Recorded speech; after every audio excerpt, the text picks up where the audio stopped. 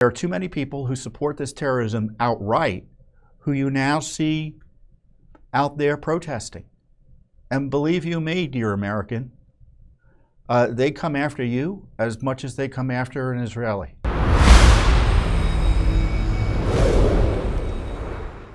First up, obviously, is the atrocities committed by the terrorist operation Hamas against Israeli innocents last week. And it has resulted in a war. Israel is going to, by all accounts, invade the Gaza Strip, where Hamas is, where the base for Hamas is.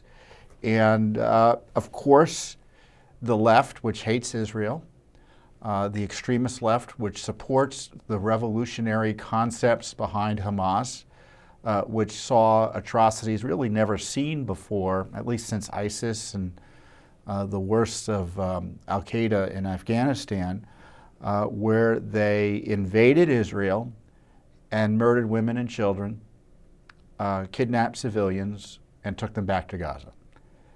And to see the left respond with contortions of morality that which should be an embarrassment to any civilized person, have difficulties in calling Hamas out for these atrocities, instead suggesting Israel is to blame, immediately calling for ceasefires and suggesting Israel is engaging in international war crimes by defending itself in Gaza. It exposes also, here in the United States, you have many Americans and foreign nationals who are residing here who support terrorism.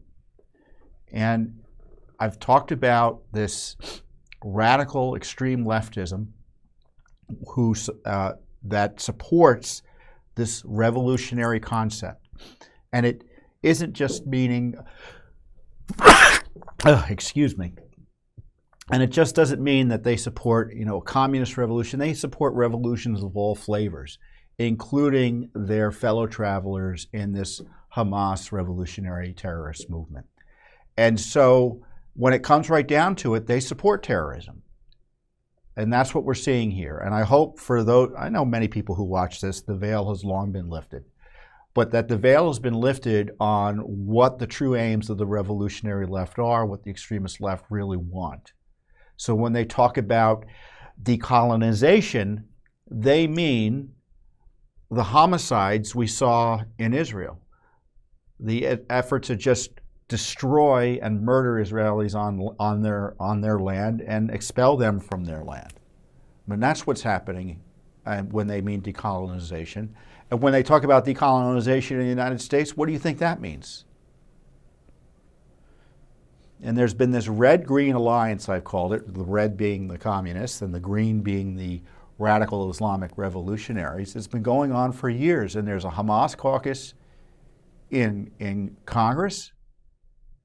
Congressman Ilhan Omar, people like Congressman Tlaib support, for instance, and have raised money for the Council on Arab-Islamic Relations, which was founded as a front for Hamas. It's a Hamas front organization. And you see entities out there, well-connected left-wing organizations, well-funded by the likes of Soros and others, who are calling for a revolution.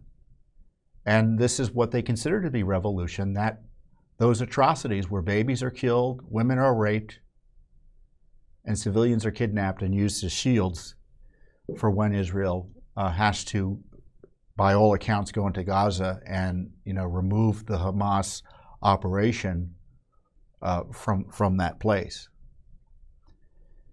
So this is the situation we're in, and it's not obviously just an issue for Israel, it's an issue for the United States, because I forget, what's the latest numbers on the number of Americans who were killed as a result of that terrorist attack? 22? I think that's the latest. Maybe it's up to 25 now. An unknown number have been kidnapped and are missing. And when you think of what Israel's going through, I mean, comparatively speaking, in terms of population, it'd be like if the United States had lost 40,000 people on 9/11 instead of nearly 3,000. And we had thousands of people kidnapped by the terrorists. I mean, that's what happened in Israel. And so let me provide a fact check. What Israel is doing in terms of a response in Gaza perfectly complies with any notion of the rules of law, the rules of war.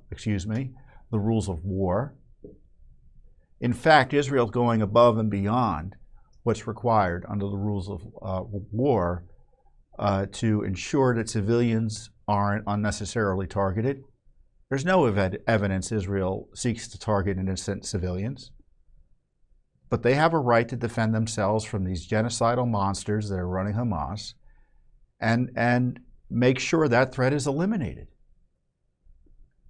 So to go in and try to destroy that threat, if it results incidentally and not purposely in civilian casualties, that's terrible. But that's the result of Hamas's evil ways, not a stain on Israel for defending itself. But this is what the left does, right? They excuse, condone, and try to protect their allies that follow no rules. And then they make up rules that constrain the good guys, more or less, from defending themselves. And that's what's happening right now with Israel. Murder civilians. Oh, let's not have Israel overreact. It's a war crime. They can't do anything to defend themselves. And that's a sly way of being pro-Hamas, isn't it? Right? It's a sly way of being pro-Hamas. And of course, the international left has long hated Israel. They see it as a bastion of Western civilization. They see it as a proxy for the United States. They hate Israel because it serves as a useful organizing tool for the left, because they point to these populations of Palestinians that have been kept in poverty and in refugee camps by these revolutionary types, these left-wing governments and the international elites, to use as a cudgel, for revolutionary organizing and for targeting Israel. So it's an unholy mix of your sort of standard anti-Semitism and anti-Westernism that is a core element of the communist left.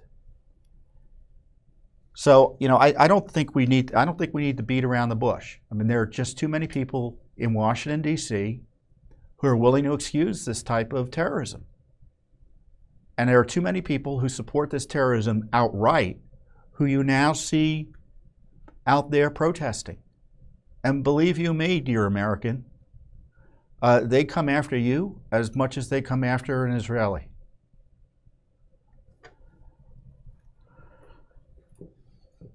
So, I pray for the innocents in Israel. I mean, I can't imagine being in those situations, the horror of what they've seen. But I pray for peace. But I pray for the peace that comes with a victory against that evil entity that is Hamas. Thanks for watching. Don't forget to hit that subscribe button and like our video down below.